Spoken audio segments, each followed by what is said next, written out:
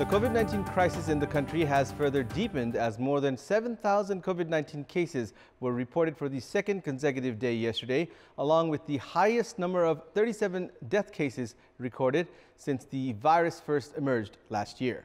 Meanwhile, in his televised address to the nation yesterday, Prime Minister Sharma Oli stated that the government had initiated process to transform all government and private hospitals and medical colleges into COVID special hospitals as per requirement to treat coronavirus-infected patients. Good morning, I'm Abhyuday Shrestha, and these are the headlines of the hour. Nepal reports 37 COVID-19 deaths and over 7,000 new cases for the second consecutive day. Prime Minister Oli appeals to the international communities to help Nepal in its fight against the pandemic. Shortage of oxygen in hospitals affects the treatment of COVID-19 patients and results in the increase in coronavirus-related deaths in the country. President Joe Biden lifts the U.S. annual refugee camp, bowing to backlash from his party after he initially opted to stick by the Donald Trump-era figure. And Biratnagar City Football Club climbs to the top of the Nepal Super League table, blanking FC Chitwan 2-0.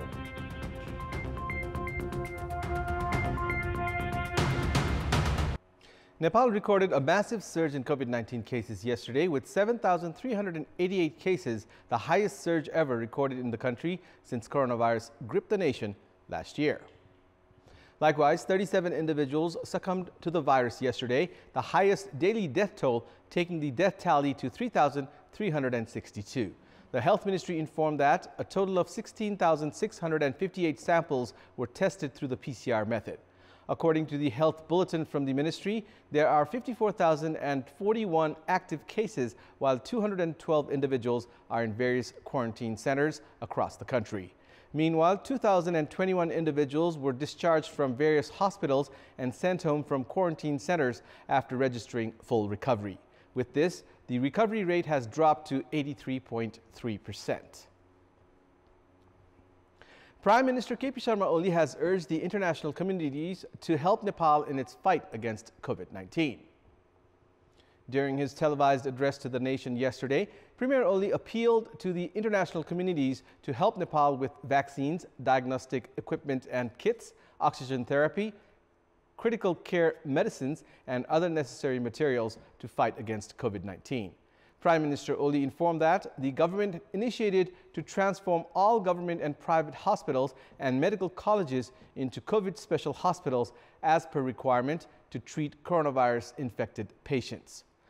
Prime Minister Oli announced that the government would recruit retired medical workers for a year through contract to arrange proper treatment for COVID-19 patients. Likewise, Premier Oli also announced that the government would provide 50% additional allowance for frontline medical workers.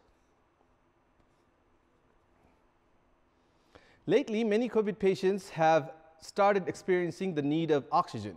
The lack of oxygen in many hospitals has affected treatment and also resulted in deaths of COVID-19 patients.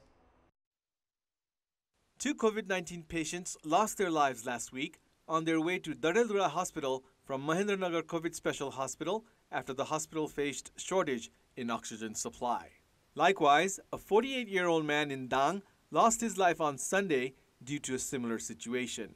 Oxygen shortage in several parts of the country has increased the number of COVID-19 deaths in recent days. The oxygen plant in Karnali Province Hospital has the capacity to supply the gas to 40 patients through a pipeline. However, unstable power supply has been halting the regular supply of oxygen at a time when the hospital management is facing challenges in supplying the gas to more than 100 patients. Likewise, in Sudur Paschim Province, there is a demand of over 500 oxygen cylinders each day, while the province has only the capacity of supplying 200 cylinders.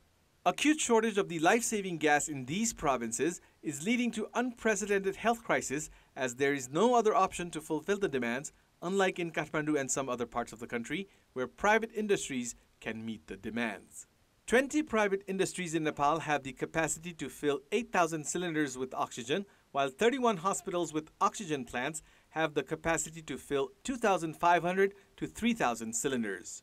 At a time when the demand of oxygen in the country is high, poor supply system and inoperative plants in government hospitals have created challenges in fulfilling the demands, while unnecessary stock in households has added to the woes during the pandemic.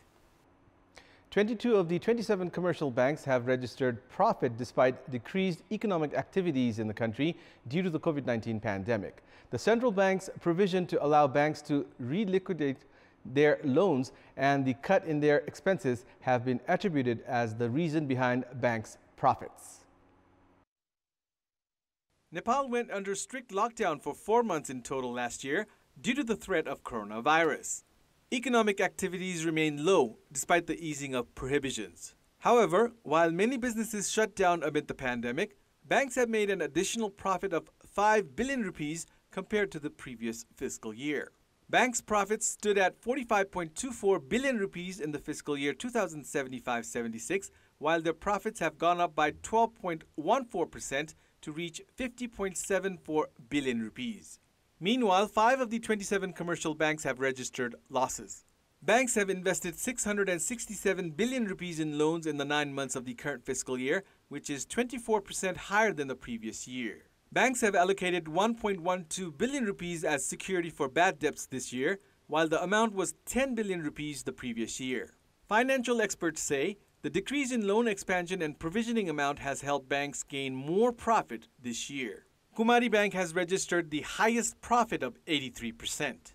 Other banks with high profit include Nepal Bangladesh, Siddhartha, Prime and Prabhu banks.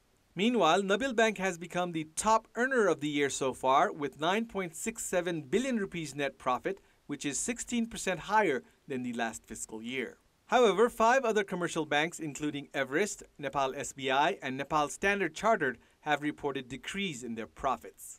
Banks have saved in operating costs as many banks were inoperative during the lockdown. Likewise, many others laid employees off, reducing their expenses. However, experts have said banks' profits might not be sustainable if the central bank decides to withdraw the facility it provided in security for bad debts. In our Public Voice segment, we had asked the residents of Solukhumbu why have political parties not prioritized holding general conventions on time. Let's take a look at what they had to say. निर्वाचनमा महाधिवेशनमा निर्वाचित हुन सकिन्छ कि सकिदैन भन्ने चिन्ता र चासोले सांगठनिक तलसम्म सांगठनिक पद्धतिहरूलाई चाहिँ कब्जा नगरिकन चाहिँ महाधिवेशन गर्न हुँदैन भन्ने मानसिकताका कारणले पनि समयमा चाहिँ महाधिवेशन गर्न सकिरहेका छैनन्। आफ्नो वर्चस्व नहुन सक्छ र अन्य अरूहरू आउन सक्छन् भनेर चाहिँ उहाँहरूले चाहिँ आफ्नो जुन कुर्सीको लुसा चुडीमा चाहिँ उहाँहरूले समयमा अधिवेशन गराउन नसक्नु भएको हो। पद पैसा को चाहिँ लागि यो छिटो महाधिवेशन नगरेको हो जस्तो लाग्छ। आफ्नो स्वार्थीको निम्ति मात्र उहाँहरूले चाहिँ अरूको कुरा नसुनेर त्यसो गरेको जस्तो मलाई लाग्छ। And now before wrapping up, here's a look at the top stories once again. Nepal reports 37 COVID-19 deaths and over 7,000 new cases for the second consecutive day. Prime Minister Oli appeals to the international communities to help Nepal in its fight against the pandemic. Shortage of oxygen in hospitals affects the treatment of COVID-19 patients and results in the increase in coronavirus-related deaths in the country. President Joe Biden lifts the U.S. annual refugee cap, bowing to backlash from his party after he initially opted to stick by the Donald Trump-era figure. And Viratnagar City Football Club climbs to the top of the Nepal Super League table, blanking FC Chitwan 2-0.